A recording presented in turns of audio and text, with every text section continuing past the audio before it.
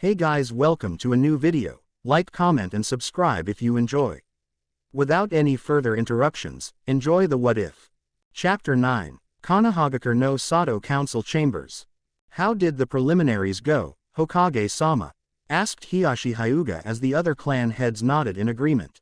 They had been called into the meeting just after the end of the prelims, as such they never got to hear what happened from their children.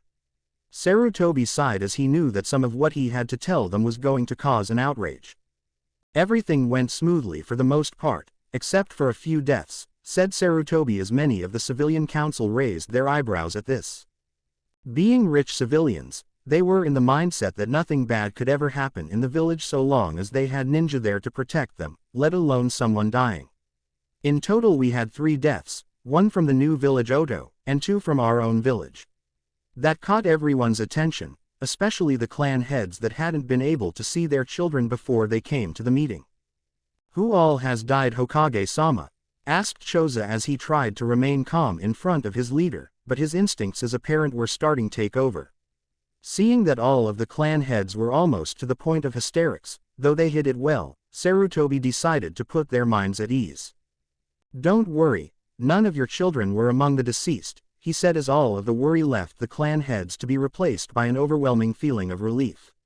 The fatalities were Dosu Kinyuta of Otogakure, Masumi Tsurugi of Konohagakure and Sai of Konohagakure. Danzo's eye widened slightly when he heard one of his best operatives' names on the list of the deceased. How is that possible? Sai was one of my best. He was easily at the level a newly appointed Junin, who could possibly have the power and skill to kill him. He thought before the voice of his rival brought him out of his thoughts. As best as I could tell, their deaths were quick and efficient. Dosu Kinyuta well Tagara of the desert who seems to have a unique control over sand. He used this ability of his to wrap Dosu in a cocoon of sand and then crushed him to the point where there were no remains of the boy, said Sarutobi as the civilian council all had disgusted looks on their faces and were probably close to losing their lunch. The shinobi council though, was intrigued with this ability. Elemental Kekkei Genkais were not all that rare, but one that granted the user control over sand was news to them.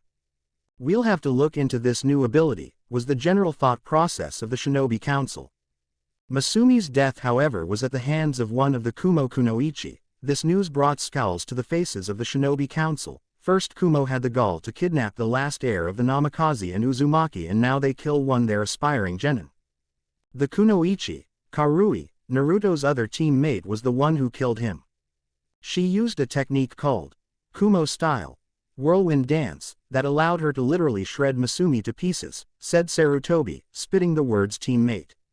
However, it was the death of young Sai that has disturbed me the most. Danzo raised a questioning eyebrow at this. How had the death of his operative disturbed the famed god of shinobi, and the professor? You see, he died at the hands of young Naruto. Of all the things the council was expecting, that was certainly not one of them. That Naruto could kill someone his age, let alone someone who should be one of his allies, just reaffirmed to the shinobi council that Kumo had brainwashed the boy to the point where he was just a mindless killing machine. But that's not all. It was the way in which Naruto killed young Sai that has me extremely worried. For you see, it would appear that Kumo has given Naruto the Black Lightning in hopes to corrupt the boy with power. Everyone on the shinobi council's eyes widened at this revelation. If the boy truly did command the Black Lightning, then getting him back into Konoha and under their control was going to be about 100 times harder than before. Danzo was deep in thought over these new revelations. If the boy was strong enough to defeat one of his most powerful and loyal operatives, then he must be a truly frightening shinobi. Now factoring in having the Black Lightning at his disposal, and even he was beginning to fear what this boy might become. Even if the boy did kill one of our shinobi, it just means that we must move as soon as possible to return the boy to his true home and reverse all the damage that Kumo has done to the boy, said Inoichi, as he watched the fire return to his fellow clan head's eyes, as well as the eyes of the Hokage. Inoichi is correct, we must make plans to return young Naruto to the village, said the Hokage. However, the civilian council, who had been unnaturally quiet throughout the entire meeting, decided to speak up. We will not allow that demon to return to the village. You said it yourself, Hokage-sama. He killed one of our shinobi, so he should be executed immediately. Screeched the ever-annoying banshee that was Tsuyuki Haruno. My daughter hasn't had a peaceful night's sleep ever since she returned from that mission in Wave. I don't know what he did, but that demon did something to my daughter and I demand that he pay for what he's done." She was about to continue before an extreme blast of killing intent flooded the room, all of it concentrated on her. "I would suggest that you shut the hell up," said Sarutobi in a voice that froze the blood of everyone in the room. Even Danzo had to suppress a shudder at the tone. "Naruto may not be a part of this village for now, but my law about speaking of the Kyuubi still stands, and I will have you executed if you speak of it again." The seriousness in the old Kage's voice, along with an Anbu appearing behind her ready to carry out the deed, did what many thought impossible, silenced a pink-haired banshee. Now, as Inoichi said, plans must be enacted as soon as possible. "How are the plans for having the clan heiresses seduce Naruto going?" "Smoothly. While I think most of us haven't had a chance to tell our daughters of the plan, I have already made arrangements to help remove the slut," said Hiashi as Inoichi nodded in agreement. While they were the only clan heads that had daughters, they knew that the other heads were already moving to have their clan's daughters assist in the plan. "I have arranged for a small team of my clan shinobi to act as an assassination team to remove her. I have also made arrangements for a team of assassins from my clan to aid in the removal," said Inoichi as the Hokage nodded in agreement. He knew that his Anbu could easily remove the threat, however it was a good idea to have two clans that made up most the village's assassination corps aid in the removal. "However, I believe we should have a few backup plans in case for some reason the first fails." The other clan heads nodded in agreement. Their village hadn't earned the title of the strongest of the five, without having backup plans in place. "Inoichi-san is correct, we need a backup if something goes awry with the first plan," said Shibi Aburame in the monotone that his clan was known for. No one spoke for a while as each of the clan heads was in deep thought about ways to return the wayward blonde. The civilians were also deep in thought, however their thoughts weren't revolving around return a blonde shinobi safely to the village. No, their thoughts were revolving around how they could get rid of the blonde as soon as he was returned to the village, or better yet, kill him. Shadowed corner of council chambers. Those manipulative sons of bitches. When the boss finds out about what they have planned, he's gonna level this place. Although if Yugito-chan finds out the clone shivered slightly at the thought of what his girlfriend might do. Judging from his reaction to Sai's death, Danzo is probably the one who ordered him to place that seal on me. Well, I guess I found my next target, thought Naruto glaring at the head the root Anbu. I can't believe that the leaders of the strongest of the five would stoop so low just to get more power for the village. I mean seriously, trying to seduce me with girls I hardly know, have no physical appeal whatsoever, and are completely useless in a fight. Do they think my standards are that low, or do they even think I have standards? You have standards, said a chuckling demonic voice from his mind. Shut it, Kurama, or it's back to that dark corner of my mind for you. Screamed the clone, which instantly shut the demon fox up. Calming down a little, he watched Shikaku Nara stand up. Trust Nara to be the first come up with a backup plan. With the council, I have a suggestion, Hokage-sama, said Shikaku as he stood up from his seat. Kumo may have used it for power, but what if we used a loyalty seal on Naruto? In theory, the two different commands of the seals should cancel each other out and return Naruto's free will to him. Also, once he's free from outside influence, we should present him with his inheritance to help convince him to abandon Kumo. Sarutobi sat quietly contemplating the outcome of such a move, should they be forced to resort to it. After a few minutes of tense silence, the Hokage nodded slightly with a small smile forming on his lips. I agree, Shikaku, it might be a little risky, but if the outcome is what we want, it will be well worth the risk, he said as the other clan heads and the elders nodded in agreement. Danzo smirked slightly. The very same plan he had tried to use against the Kyuubi Jinchuriki was now being officially approved of by the Hokage himself. If the Hokage is approving this plan of action, then I can easily place one of my shinobi into the team sent to capture the boy and make sure they are the one to place the seal, he thought with his smirk increasing slightly.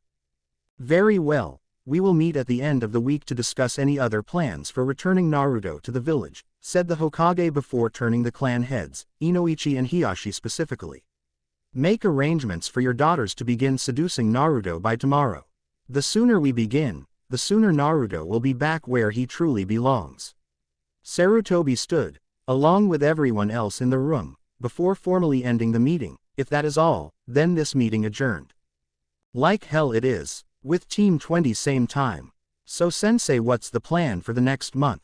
Asked Karui as she and her team walked back to the hotel they were staying at. They knew that Kakashi and the others were following them, as per their orders from the Hokage, but they'd rather it be them than regular Konoha Anbu. I've already sent a message to the boss. He's sending B and Dodai ahead of him to assist in your training for the month-long break, said Darui as they arrived at their hotel room. Once Naruto had sealed the door using a basic Uzumaki seal, they opened the window to allow Naruto's siblings in. After everyone had a chance to settle in, Kakashi decided to start off the conversation. Well, it seems Sasuke isn't exactly happy about not being able to copy any of the techniques that were used during the prelims. Before I could stop him, he and his loyal lap dogs had already demanded a meeting with the Hokage and were being escorted by Anbu. When they discover the seal you gave me, they'll demand its removal immediately. Guy, Kurenai and Anko all looked slightly worried about this. If the council discovered whoever created that seal, then things would get really bad, really fast. To the surprise of all of them, Naruto just chuckled slightly before reclining against to the back of the couch he was on. So we have a spoiled brat throwing a temper tantrum, two love-struck puppies complaining about something that doesn't concern them, running to a group of morons who think they can do whatever they want. I don't really see a problem with that, especially not with the plan that I will be putting into motion soon, he said as he watched the varying reactions from everyone present. Yugito and Karui just treated this like any other situation involving their blonde teammate. They learned fast that with him around things are never normal. Darui just sighed quietly. His successor was always unpredictable, but he never thought that he would try something that involved going against a cage. Apparently he forgot who his successor is exactly. Kakashi looked intrigued with this little announcement. His little brother had something up his sleeve that he believed could get one over on the Konoha Council. This next month is going to be very interesting. His fellow Junin, however, still seemed concerned for their brother, though they looked willing to wait and see how things went. What exactly do you have planned, little brother? Asked Kakashi as he watched a foxy smirk the size of the Kyuubi himself spread onto the blonde's face. Oh yes, things are definitely going to be interesting. Council chambers. Like hell it is. The council stood rooted in place as the owner of the voice stepped out from the shadows. The whisker-marked blonde stood before the entire council with his arms crossed and a scowl on his face. It took everyone present, including the hidden Anbu, a few seconds to recover from their shock, but once they did, all hell broke loose. The Anbu that were tasked with security launched from their places all around the room, trying to subdue the blonde, and hopefully kill him by accident. The second the civilians realized who the voice belonged to, they began shouting at the Anbu to kill him. The clan heads moved to intercept the Anbu, hoping to stop them from making the biggest mistake of their lives. Sarutobi stood frozen as he watched the scene unfold before him. He couldn't believe that the one he thought of as his own grandson had been spying on the meeting. Shaking off his shock, he tried to bring order back to the chamber, keyword being tried. The Anbu were too consumed by their hate to listen to their leader, and the clan heads knew that if they didn't stop the Anbu, then they would lose the last heir to two of the most powerful clans to grace Konoha. Naruto just stood and watched as 6 Anbu, each with swords drawn, raced towards him with the full intent of ending his life. Turning his head slightly, he noticed the clan heads racing in his direction as well. Judging by the speed they're moving and the fact they aren't fighting each other to get to me, they're probably trying to stop the Anbu, he thought before he noticed the Anbu were almost on top of him. Time for phase 1. With the Hokage, Sarutobi could only watch as the bare-masked Anbu swung his sword and cleaved the young blonde's head from his shoulders. At that very moment everything finally hit home for the aged Kage, his surrogate grandson. The legacy of his successor was well and truly dead. He had failed as a Hokage, and he had failed to protect the only son of two people he thought of as his own. Minato, Kushina, I failed you, I couldn't protect Naruto. The civilians burst into cheers when they saw Naruto's head fall from his body. They were finally rid of the demon that had attacked their village all those years ago. They had avenged their loved ones and their fallen leader. Each was thinking that they would have to change the date of the village's annual festival from the day that the Kyuubi was defeated, to the day that the demon was finally killed. This Anbu will be hailed as the hero of our village. the slayer of the Kyuubi, was the general thought process of most of the civilians. The clan heads were frozen in place. They couldn't believe that the legacy of two of the most powerful ninja to come from their village had been killed, by one of their Anbu no less. If it was the last thing they did, they would make this particular Anbu suffer for the rest of his life, and anyone who tried to stop them would meet the same fate. Everyone was brought out of their thoughts when they heard the sound of a throat being cleared. Turning to the source of the noise, they all noticed Danzo sitting in his seat with a very calm expression. The reactions to this varied all around the room. The civilians believed he was just happy that the demon was dead. The clan heads were enraged that he could just sit there so calmly, treating the situation as if it didn't matter at all. It the Hokage, however, who found his voice first, and he wasn't exactly happy. "How can you be so calm about this situation? One of our own Anbu just killed the only heir to the Namikaze and Uzumaki clans, not to mention this could lead to potential war between us and Kumo.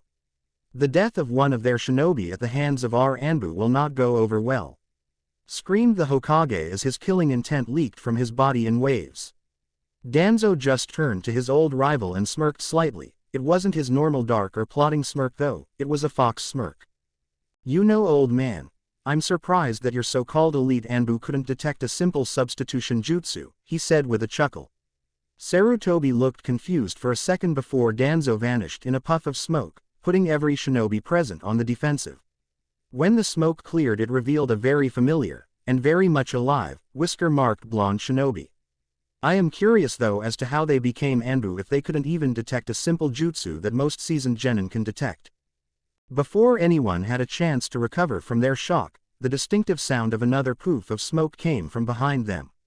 Slowly they all turned to the source of the sound, only to see the headless body of Danzo Shimura lying in a growing pool of its own blood. His disembodied head staring at them, a look shock forever etched on his old face. Turning back to the source of all of the commotion, Sarutobi was the one to break the endless silence. "Naruto, why would do something like?" he asked, shock and disbelief filling his voice. Naruto just snorted before he glanced around the room, taking in everyone's reactions to the current situation. The civilian council looked disgusted at the body that lay dead at their feet, but they were doing their best to ignore it by glaring at him with all the hate they could muster, and even if he couldn't see their faces, he was sure the Anbu had similar reactions. To be expected, they always did blame me for everything that ever went wrong in their lives, even if I wasn't even in the village at the time. The Shinobi Council seemed to having reactions the exact opposite to those of the Civilian Council. They actually smiled slightly when it finally sank in that Danzo was dead, and they were looking him as if he was the savior of the world or something. The Hokage, however, was a completely different type of reaction. He didn't even seem to notice the body of his one-time rival that lay not 5 feet away from him, instead choosing to look at him with relief mixed with a bit of disappointment in his eyes. Why? Because he tried to have Sai place a loyalty seal on me that would make me loyal only to him. I killed Sai before he got the chance, and I just cut the head off the cobra before he could strike again. If his plan was successful, it would have interfered with my plan, said the blonde while he reclined back in the seat he now occupied. Sarutobi and the Shinobi Council raised their eyebrows at this, each wondering the same thing: what the hell does he mean by his plan? Seeing the question looks he was getting from them, Naruto sighed before he returned his attention to his audience. "The first part of Phase 1 is complete, and now for the second part. I infiltrated this meeting to make sure you weren't planning something that could interfere with my plan. It looks like I made the right choice. Your plan to remove Yugito-chan from my side won't work, and you won't need to use a loyalty seal on me either." Shikaku-san was correct in saying that 2 loyalty seals on one person giving 2 different commands would cancel one another out. However, I already broke free from the seal that Kumo placed on me when they kidnapped me. "What? How did you break the seal?" asked Sarutobi as relief flooded his system, and it showed as his posture instantly relaxed, believing that Naruto was of no threat to him and that he would ask to be returned to the village immediately. Said blonde noticed this and had to hide his smirk. "Old fool, he's do exactly what I want him to. How I broke the seal's control is of no concern right now. What is important is that I warn you not to interfere with me and my team while the exams are still taking place. Doing so will put my plan at risk, and if I'm discovered, the consequences won't be pretty. As the old man told you earlier, I can wield the black lightning, but what you don't know is that ever since I broke the seal I have been secretly collecting and copying scrolls containing information on every technique that Kumo has at its disposal. I only need a few more months to finish gathering everything, and once I have it I plan to leave the Kumo and return here to my true home. God, I'm gonna be sick, boss will probably hurl after I dispel. No one could believe their ears. Even the civilians and Anbu couldn't argue against the idea of allowing Naruto to return to the village if he was bringing that much knowledge with him. The clan heads were over the moon with excitement at the idea of getting their hands on every jutsu and technique that Kumo had. Sarutobi was indeed pleased with the idea of getting all those new jutsu, but what was the true joy for him was that his surrogate grandson would be returning to the village soon. Very well, Naruto, we will not interfere with your plan. I only ask that you meet with us as much as possible while you are in the village to keep us up to date with your progress, said the aged Kage as the rest of the council, even the civilians, nodded in agreement with his statement. I'll come whenever I can, but I make no promises that I will be here regularly. My sensei is going to be training my team and I for most of the month-long break to help prepare us for the finals. However, I do have one request, he said as the Hokage nodded, signaling him to continue. I ask that you give me access to my birthright, my clan's compound here in the village, and access to the Hokage's personal library so that I can increase my knowledge of seals. Of course, Naruto, I will have Kakashi bring a map and the keys to your compound to you later on this evening. As for the library, I will leave instruction on where to find it and how to open it with the map Kakashi will bring to you, said the old man with his typical, grandfatherly smile on his face. Hook, line and sinker. He must be getting senile in his old age to not only give my access to the library but to give me its location as well, that or he's just plain stupid, thought Naruto as gave the Hokage a fake smile before he stood up to leave. I'll come by as soon as I can to report on my progress, until then I'll send reports to you via my siblings. I have to go before my team starts to wonder where I am. Oh, and before I forget, Sasuke Uchiha will be by soon demanding that someone examine him since he can't access his chakra. Before he start pointing fingers in the wrong direction, I was the one who gave Kakashi Nissen the seal, the block of his chakra. The reason I did it was because I didn't want my hard-earned techniques and skills stolen by an arrogant brat with a tree up his ass, he said before walking out the doors, with a Kyuubi-fied smirk etched on his face. Phase 1, complete. Now to let the boss know to proceed to Phase 2. The clone thought before dispelling in a poof of smoke after making sure he was alone. With Team 20, the real Naruto was sitting telling his team and siblings about his plan when he stopped all of a sudden, with a slight glaze in his eyes. Kakashi and Naruto's team recognized what was happening instantly. He was going through the memories of a clone that had just dispelled. He stayed that way a few minutes before he broke out of his daze and began cursing up a storm. When he finally calmed down, he was greeted with the sight of his red-faced siblings and team. Sorry about that, it's just some of the things that clone heard didn't really sit well with me, he explained. It seems the old man was planning to use the daughters of the clans to try and seduce me to give me a connection to the village, and if that were to fail they were going to put a loyalty seal on me to get me stay in the village. My clone made sure they wouldn't try anything, though I doubt that's going to stop the clan heads from trying to get their daughters to seduce me so their clan get my clan's power. Before he could continue, however, he was cut off by a huge spike of killing intent courtesy of his enraged girlfriend. If any of those useless sluts try to get anywhere near my Naruto-kun, I'll rip their throats out, she said, her voice taking on a demonic edge as her anger kept rising. Everyone slowly started backing away from the enraged Jinchuriki as she slowly started to leak out demonic chakra. Naruto didn't waste any time. The second she let out the first little bit of demonic chakra he was over to her, and before anyone had time to say a thing they were gone in a shunshin. What the hell just happened? Asked Anko after she got her bearings back. She turned to her fellow Junin only to see them just as confused as she was. They all turned to Karui when she let out a relieved sigh mixed with exasperation. Darui-sensei, you might want to postpone our training until the day after tomorrow. Judging from Yugito's anger this time, those two won't be back until midnight at the earliest, she said before she turned to face the four Konoha Junin. You guys might want to return to your regular duties. Whenever one of them gets that angry, it usually takes about 5 hours of making out for the other to calm the pissed off one down. After she finished, Kakashi lasted maybe 1 second before he started giggling like a little school girl with a blood stain growing on his face mask. Guy ran out of the room screaming something about the two blondes dampening their flames of youth with such unyouthful acts. Kurenai, despite her Ice Queen exterior, blushed so red you could easily mistake her for a ripe tomato. Anko, though, had a similar reaction to Kakashi. A little bit of blood dripped out her nose, but instead of giggling she decided to comment on the situation. Damn, my little brother's already getting that kind of make-out session and he's only 13.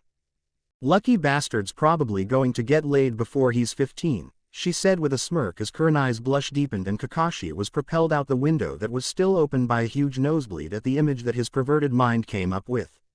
Deciding to save the teasing for when the victims were actually present, Anko grabbed Kurenai by back of her bandages and dragged the stunned Junin out of the apartment and towards her favorite bar. Well, I'm going to bed. Knowing those two, they'll probably fall asleep wherever they're at right now, said Darui as he moved to his room to get some rest. Karui nodded in agreement and went to her own room with one last thought before she fell asleep. Anko was probably right about those two laying each other before they're 15. I just hope they don't make me an aunt before I'm 18. Hyuga compound main house. Hiyashi sat across from his eldest daughter who seemed annoyed at being interrupted during her training. My daughter, I have a mission for you, said Hiyashi catching Hinata's attention. During the prelims, did you see someone by the name of Naruto Namikaze? At Hinata's nod he continued, he is the son of my old rival Minato Namikaze, the 4th Hokage, and Kushina Uzumaki, the Red Death. Your mission is to seduce him so that we can get the power his clan possess for our own clan. You are to use whatever means necessary to seduce him, though you will have one minor obstacle to remove. The blonde slut that Kumo has put on his arm has to be removed. I have arranged for a team of assassins to assist in the removal, but I won't send them in unless you are unable to remove her yourself. Do you accept this mission, daughter? He asked, only to watch a smirk that could only be described as feral spread across Hinata's face. Of course I accept, father. With a lineage such as his, he is the only male in this village as worthy of me.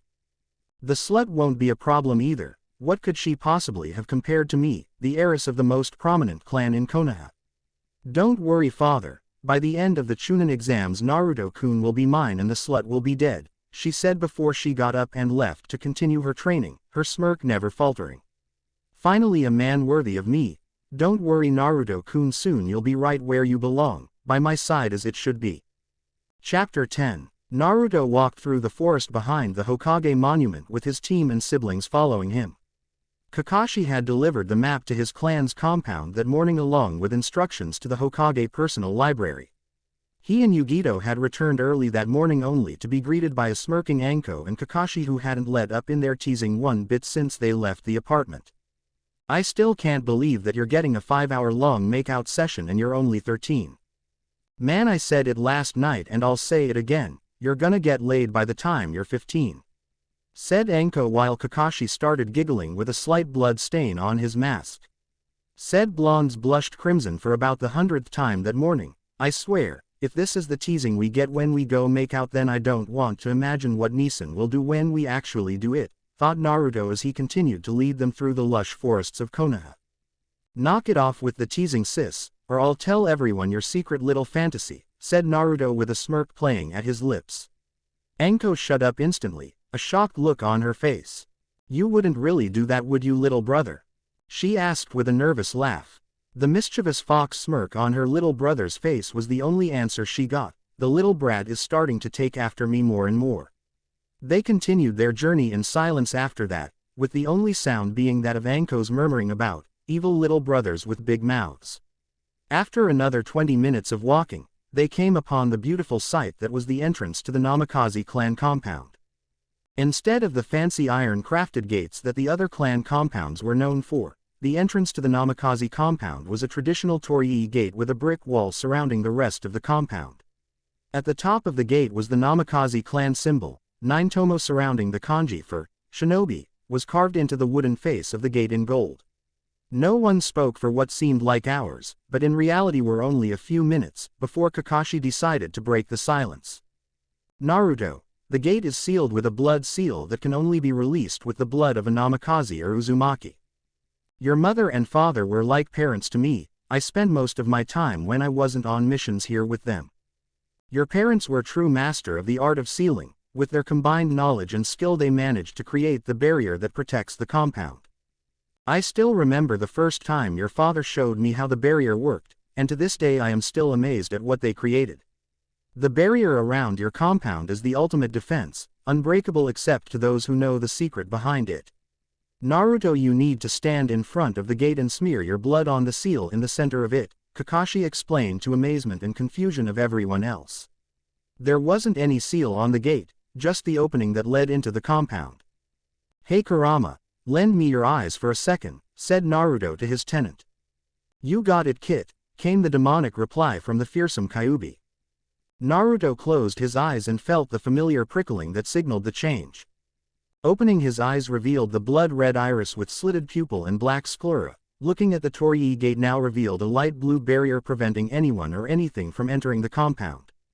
His eyes widened when he saw the blood seal in the center of the barrier, seemingly floating in the air. Shaking off his momentary shock, Naruto stepped up to the invisible seal and after biting his thumb, smeared his blood on the seal, watching as it glowed for a split second before disappearing along with the portion of the barrier around the gate. While all this was going on, Kakashi had uncovered his Sharingan so he could watch the barrier's reaction to his little brother's blood. Yugito had followed her boyfriend's example and used Matabi's eyes to see the barrier and was suddenly hit with inspiration when she saw the energy moving through the barrier as if blown by a gentle wind. Kitten, that's a brilliant idea, though it will take a long time to complete with all the factors that have to go into it. First, you need to be much more proficient in my special jutsus, and second, you'll need to be a borderline master of seals, or at least the barrier aspect of them, said Matabi as Yugito mentally nodded in agreement. Yeah, and that would mean more quality time with my Naruto-kun, she thought as an image of her and Naruto studying seals together entered her head, only to regret it immediately as her perverted tenant started teasing her and warping her original image to one of her and Naruto doing some very perverted things in a public library. Mata, we're too young for that, and who the hell would doing something like that in public other than you? Hey Yugito, wake up, shouted Karui, snapping her out of her thoughts with her tenant. Huh, what, was her intelligent reply as she tried to get her bearings back. I said come on, everyone's already exploring the rest of the compound, she said before grabbing her female teammate's hand and dragging her through the gate. The sight that greeted them was one they wouldn't soon forget. The main house of the compound was at least 3 stories tall and was built in the traditional Japanese style. The walls were a stained black wood with some intricate designs carved into the columns in the corners of the house. The roof was made out of obsidian black tiles that gleamed in the light of the noonday sun. Off to the side of the house they could see a large lake with koi fish swimming just below its surface. Whoa, breathed the 2 stunned kunoichi. The house seemed to give off an aura of comfort, and yet there was an underlying feeling of dread for anyone who wasn't welcome. Hey you two, check this out. The sound of their male teammate's voice knocked the 2 stunned kunoichi out of their stupor. Running to where they heard Naruto's voice, they found him standing with their sensei and his siblings looking out over the area behind the house. Behind the house was a training field easily the size of the Konoha Stadium, with lush trees surrounding the area helping it to blend in with the forest around them. Off to the side of the house there was a hot spring that had Yugito and Karui almost drooling at the thought of the relaxing water working its magic on their bodies.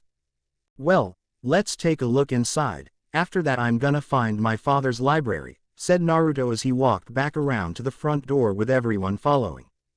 When they reached the front door, Naruto used the key that Kakashi had given him that morning and opened the door for everyone to enter. The entry hall was fairly simple with a few paintings hanging on the wall. On their left was a doorway leading to a fairly large kitchen with a doorway to the living room just opposite the kitchen door. At the end of the hall they could see a hallway leading to some back rooms with a staircase next to it.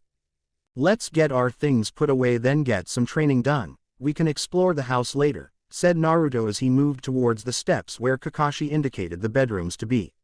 After everyone was settled into a room, with Naruto taking the master bedroom, they all met up in the spacious living room to decide on what their next move would be. Now that we're all settled, we can start your all's training for the finals, said Darui as he watched his team nod in agreement. Naruto, for now see what you can find in your clan's library and train with that. Also try and find out any information on where your ancestors might have hidden the Uzumaki vault. Yugito, see what fire jutsu you can find in the library and work with those until Dodai and B arrive to help. Karui, I can only teach you so much kenjutsu since our styles are so different, but in the meantime I'll train you in a few more water jutsu until we can find someone to help you with some more advanced kenjutsu. Actually Darui, I might know someone who can help with that, said Anko, catching everyone's attention. You probably don't know this, but Kurenai and I were on the same genin team along with Hayate Gecko. We were taught by your mom Naruto, Kushina Uzumaki Namikaze. She was an expert in almost every field of the shinobi arts and we each took after her in one way or another. I took after her in assassination and ninjutsu, Kurenai obviously took after her in genjutsu, and Hayate took after her in terms of kenjutsu and he's the best kenjutsu user in the village at the moment. He came to me after the exams and asked me if Naruto was indeed Kushina-sensei's son. When I told him you were, he swore on his life as a shinobi to help you in any way he could. I think he would be more than happy to assist in your all's kenjutsu training. Naruto sat thinking for a few minutes before nodding his head. Turning to Anko, he gave her the okay to find him and bring him to the compound to help with their training. As soon as the words left his mouth, Anko and Kurenai were out the door in search of their teammate, their squeals of happiness still lingering in the air. Okay, those two scare me, said Karui as she suppressed a shudder. Everyone else nodded in silent agreement. It was scary how fast the two kunoichi could go from there, Ice Queen, persona to giggling, squealing teenagers. Well, while those two are busy, let's get started, said Naruto as he stood up. Kakashi, you and Guy head out and find the entrance to the Hokage library. After you know where it is, come get me and we can begin phase 2 of the plan. With a nod from the Junins, they left in a shunshin to begin their search, knowing that their little brother's plan couldn't go forward without the library. Yugito-chan, let's head to the library and start our studying. Karui, when you're done with Darui-sensei you can join us, okay? With that the blonde couple walked towards the back of the house, leaving their smirking teammate and sensei in the living room. Let's hope they don't do anything naughty, right sensei? Said Karui as she watched the couple leave. Right, well I guess we better get started too, said Darui as he stood up and headed towards the training field in the back with his red-haired student following. With Naruto and Yugito, our two favorite blondes had just reached the library, and were having trouble keeping their jaws attached to their bodies.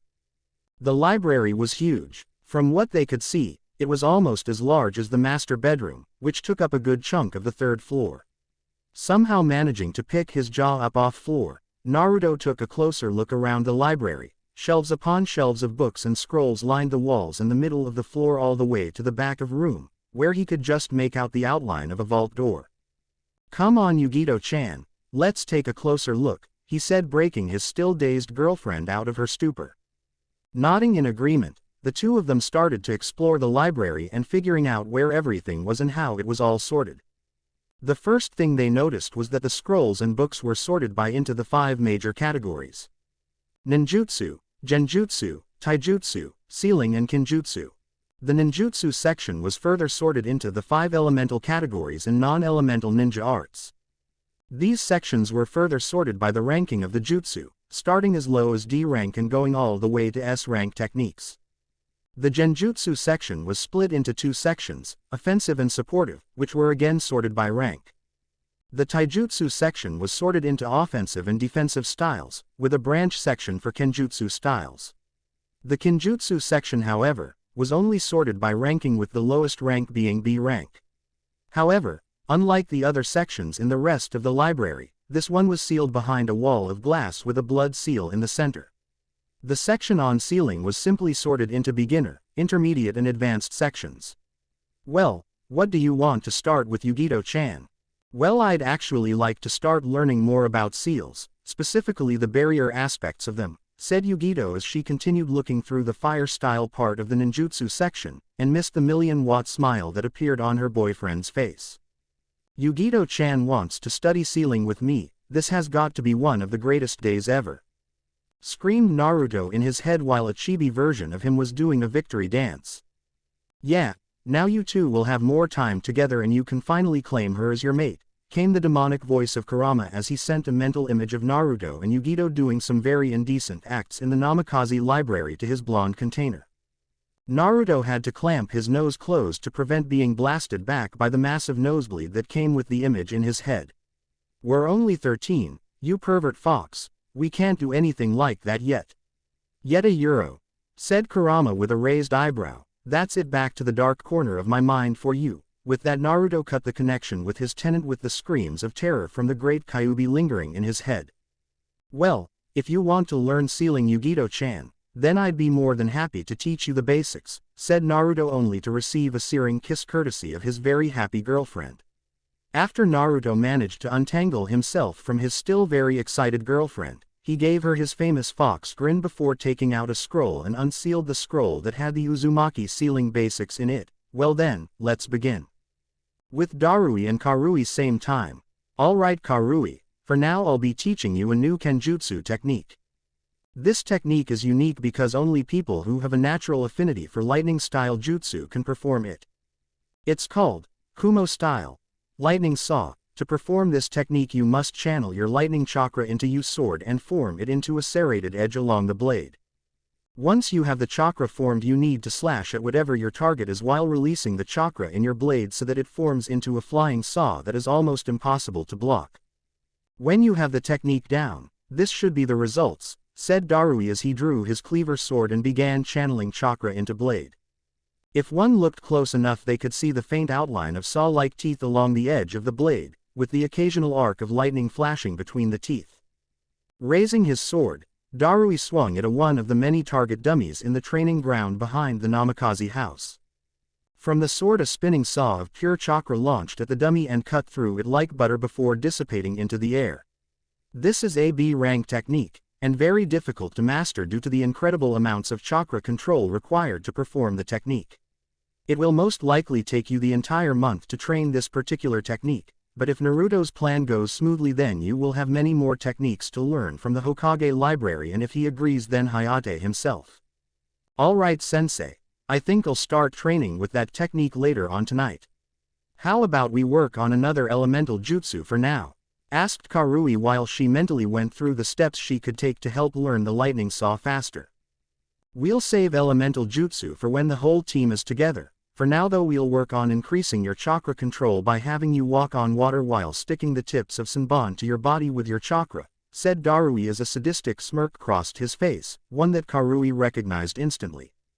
The only time sensei ever gets that smirk on his face is when he plans on putting Enies through one of his hell-run training sessions, thought Karui as she took step back in fear of what her sensei had in mind for her training. "I should have gone with Naruto and Yugito to the library," was Karui's last thought before she began her hellish training in chakra control. "With Kakashi and Guy same time. Are you sure we are going the right way, my eternal rival?" asked Guy, and the two Junin continued jumping from roof to roof. "Positive Guy. Minato sensei once took me to the library to put the information regarding the Chidori and Reikiri into it as A and S rank assassination jutsus respectively. I don't remember the exact location, but I do remember the general area it's in," said Kakashi as they stopped on a roof a few blocks away from the Hokage Tower. "We're close. There are 2 Anbu in the area, most likely guards to stop any intruders who manage to get this close." Looking over the area they were in, he noticed a small warehouse a block from their position. "Remember Kakashi, sometimes the most powerful secrets are hidden in plain sight." The voice of his deceased sensei drifted through his mind as the memory of his time in the library surfaced. Flashback. "Minato sensei, I thought you said we were going to the Hokage library to add in my Chidori and Reikiri to the archives?" asked a young Kakashi. His sensei had told him that they needed to add in his 2 creations so that any future assassination specialist could have access to them for high-profile missions. "This doesn't look like a place that would hide the village's greatest secrets." Chuckling, Minato turned to his prized and only remained student. "Kakashi, don't you always say to look underneath the underneath? As shinobi we must not take anything at face value because nothing is ever as it seems. Remember Kakashi, sometimes the most powerful secrets are hidden in plain sight," said the 4th Hokage as he led his silver-haired student into the small warehouse a few blocks from the Hokage Tower. End flashback. Found it Guy.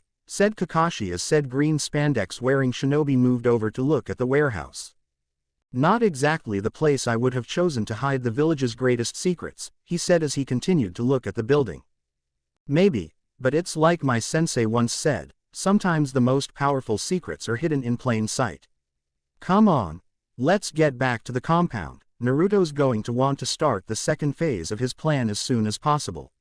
Nodding in agreement, the two Junin took off, back to the Namikaze compound, both eager to see what else their little brother had planned for their former village.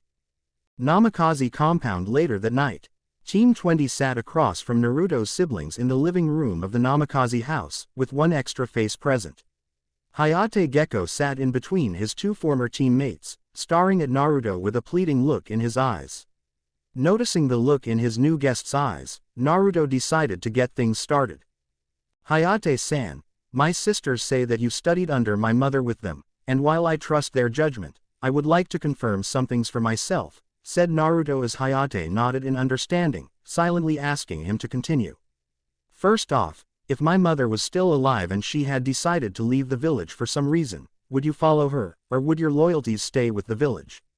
Hayate, to everyone but Anko and Kurenai's surprise, didn't hesitate in his response. Your mother, Naruto, was the closest thing I have ever had to a mother.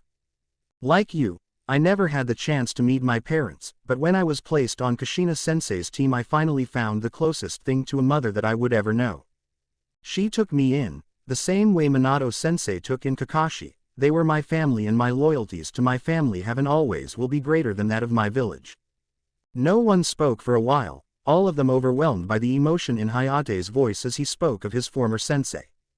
Anko and Kurenai had each grabbed one of his hands in the middle of his story. They knew how much their former sensei meant to him, so they did their best to try and comfort him. However, the silence didn't last long as Hayate it seemed wasn't finished yet. When I found out sensei was pregnant with you I was overjoyed, but that was nothing compared to the joy I felt when sensei asked if I would like to be your big brother. But then the Kyuubi attacked. By the time I made it back to village from the mission I was on, Minato-sensei had already sealed the beast, and when I asked the third about it, he told me that Kushina-sensei had died in childbirth along with her son. After that I fell into a depression that soon became an illness. I felt as if I had no reason to live. I just went through the motions of life, not caring or paying attention to anything. When I learned who you were during the prelims, I couldn't believe it at first. It felt too good to be true, but after Anko and Kurenai said it was really you I was elated. I still had a chance to be the big brother I always wanted to be, and for that dream and in honor of my late sensei, I will follow you wherever you go, help to train you and your team in whatever I can. After what this village has done to you, they no longer deserve my loyalty now lies with you, my family. Naruto stood up at the end of Hayate's speech and walked over to the sickly Junin, silent tears falling from his eyes.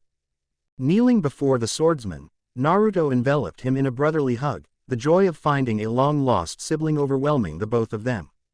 Anko and Kurenai could only smile at the scene. They had tried many times to convince Hayate that Naruto was indeed Kushina's son, but every time he would ignore them, saying that Kushina's son was dead.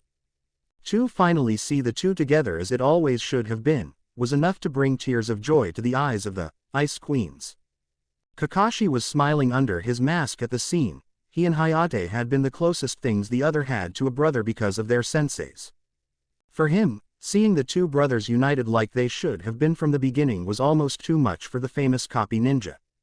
Guy had anime tears running down his face at the scene. He had been trying for years to bring Hayate out of his funk with his youthfulness only to fail. Now his little brother had finally done what he couldn't. In his mind a chibi Guy was going on and on about his little brother's flames of youth. Pulling away from the hug, Naruto smiled at Hayate before rejoining his team on the opposite couch. After that I don't think any of my other questions are necessary, so let's get you caught up with everything that's been going on, said Naruto before going into a brief, but detailed explanation of everything that had happened up to that point and what else they had planned for the coming month. At the end of the explanation, Hayate couldn't hide the evil smirk that crossed his face at the thought of what his little brother had planned for the third Hokage. Payback's a bitch, you lying bastard, thought Hayate as he continued to listen to his brother's plans and what they would be focusing on training-wise for the month-long break. Alright, Now that everyone's been brought up to speed, I think it's time to begin phase 3 of the plan, said Naruto as he made a shadow clone and with a nod disappeared in a shunshin. Well, my clone gets things moving again, how about we get a little ninjutsu training in? With nods of agreement from everyone, they made their way out to the training field behind the house. Soon the Raijin will be back where it truly belongs, in the hands of an Uzumaki, thought Naruto as he watched Kakashi demonstrate a new wind technique he would be learning. Hokage Tower. After Clone left, Hiruzen Sarutobi sat at his desk going through the endless paperwork that continued to appear. I swear, sometimes I wonder why I agreed to take this position, he thought as he stamped yet another document with his official seal. He was interrupted from his work when he heard the sound of a throat being cleared. Slightly startled that he hadn't sensed the person's arrival, he looked up into the smiling face of his surrogate grandson. Ah, Naruto, what can I do for you, my boy?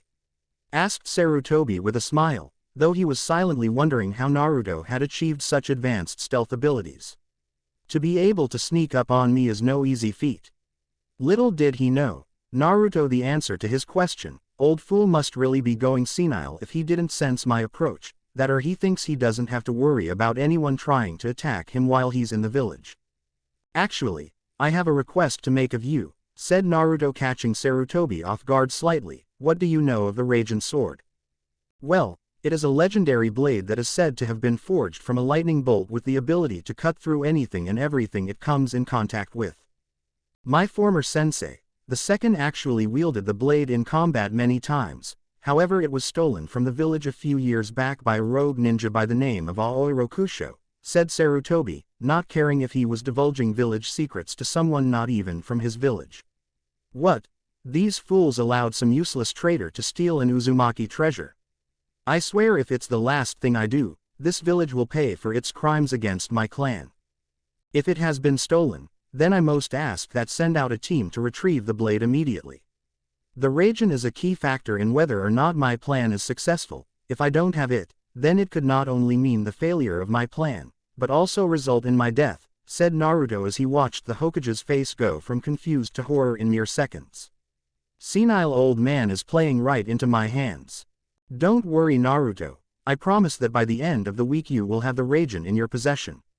For now, why don't you go train for the finals, and if you run into any of your siblings please send them to me immediately, they will be leading the mission to retrieve the Raijin for you, said the aged Kage as he signaled for his Anbu to go and find said Junin. Thanks old man, I'll try and contact you as soon as I can, said Naruto as he walked out of the room before dispelling with a smirk on his face and one final thought, phase 3 has begun. Thank you for watching. If you enjoyed the video be sure to like, comment and subscribe as well as checking out the author on fanfiction.net.